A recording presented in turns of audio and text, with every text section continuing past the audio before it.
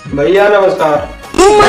घूरे के मनवा करह पियवा करिया में अगर हमारे चैनल में बड़ा लो तो हमारे चैनल के सब्सक्राइब कर लो और वीडियो को ज्यादा से ज्यादा शेयर कर लो।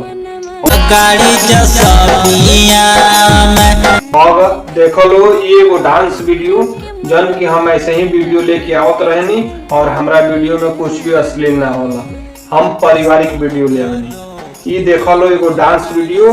अगर वीडियो अच्छा लगी तो चैनल को करिए सब्सक्राइब और वीडियो को करिए शेयर अपना दोस्तन में। और एगो देखो लो ये लड़की के डांस वीडियो जन की हम ऐसे ही वीडियो लेके आवत रहनी नया नया। और तू लोग अपना दोस्तों में ज्यादा से ज्यादा शेयर कर लो। देखो लो ये डांस वीडियो।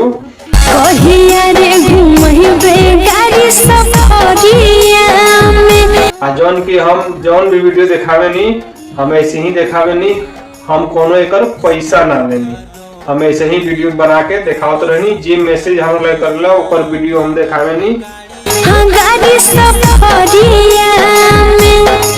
अब तू लोग वीडियो देखा लो और वीडियो देख के एंजॉय ले लो और हमेशा पारिवारिक वीडियो ले आनी। जौन के हमारा वीडियो में कुछ भी अश्लील ना होला, हमेशा ऐसे ही पारिवारिक वीडियो लेके आवत रहनी। देख लो ये वीडियो के एक बार।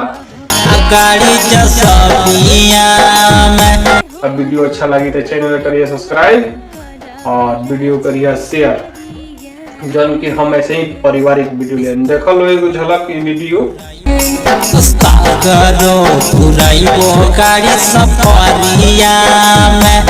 जन की हमेशा हम ऐसे ही वीडियो लेके आवत रहनी। देख लो कितना बढ़िया ये डांस वीडियो बा, मतलब इतना बढ़िया नचले, बढ़िया गाना भी बढ़िया बा।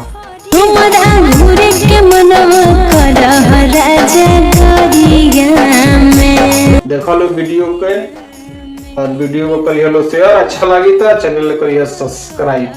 हम ऐसा ही अच्छा वीडियो लेके आवे नहीं। जब तक खातिर नमस्कार, फिर मिले अगला वीडियो में। भैया नमस्कार। अगर हमारे चैनल में बड़ा लो तो हमारे चैनल के सब्सक्राइब कर लो और वीडियो को ज्यादा से ज्यादा शेयर कर लो। और देखो लो ये वो डांस वीडियो जन की हम ऐसे ही वीडियो लेके आवत रहनी और हमारा वीडियो में कुछ भी अश्लील ना होला, हम पारिवारिक वीडियो ले आनी। ये देखो लो एगो डांस वीडियो। अगर वीडियो अच्छा लगी तो चैनल करिए सब्सक्राइब और वीडियो करिए शेयर अपना दोस्तन में। और एगो देखो लो ये लड़की के डांस वीडियो जन की हम ऐसे ही वीडियो लेके आवत रहनी नया नया। और तू लोग अपना दोस्तों में ज्यादा से ज्यादा शेयर कर लो। देखो लो एगो ये डांस वीडियो। जौन की हम जौन भी वीडियो दिखावे नहीं हम ऐसे ही दिखावे नहीं, हम कोनो एकर पैसा ना लेनी, हम ऐसे ही वीडियो बना के दिखावत रहनी। जे मैसेज हम लोग करला ऊपर वीडियो हम दिखावे नहीं।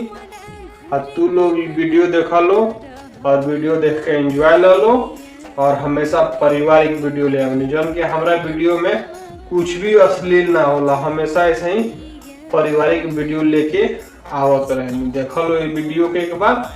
अब वीडियो अच्छा लगी तो चैनल करिए सब्सक्राइब और वीडियो करिए शेयर, जन की हम ऐसे ही पारिवारिक वीडियो ले। देख लो एक झलक ये वीडियो जन की हमेशा हम ऐसे ही वीडियो लेके आवत रहनी। देख लो कितना बढ़िया ये डांस वीडियो बा, मतलब इतना बढ़िया नचले, बढ़िया गाना भी बढ़िया बा। देखो लो वीडियो के और वीडियो को करिए लो शेयर। अच्छा लगी तो चैनल करिए सब्सक्राइब। हम ऐसा ही अच्छा वीडियो लेके आवे नहीं। जब तक खातिर नमस्कार, फिर मिले अगला वीडियो में।